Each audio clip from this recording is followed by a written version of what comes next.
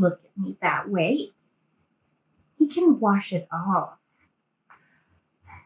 Besides, it's still available today as an herbal remedy for those who love their remedies unregulated. I mean, it's still used as an expectorant and laxative in Japan.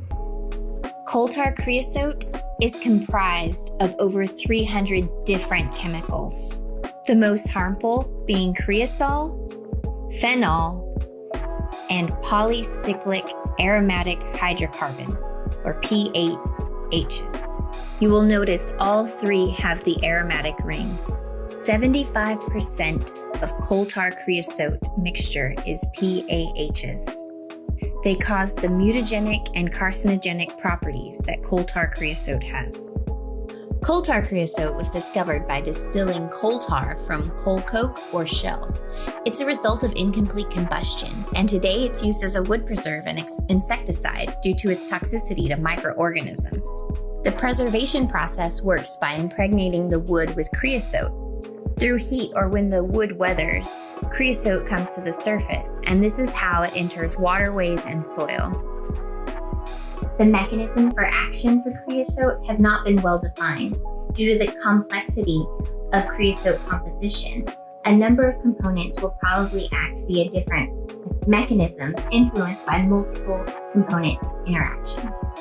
Metabolic coal tar creosote has been generally confined to measurements of metabolites in the blood and urine. Excretion of these metabolites or any parent compound is primarily through urine, bile, and feces. Exit is controlled by the rate of an individual's metabolism. Faster metabolism, faster excretion.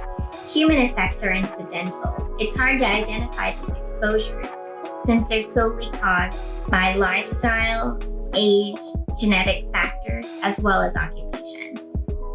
In cancer mortality studies, human exposure during employment at 8 coal tar plants indicated significant increases in cancer deaths when compared to the general population, and it is observed in non-oven workers as well.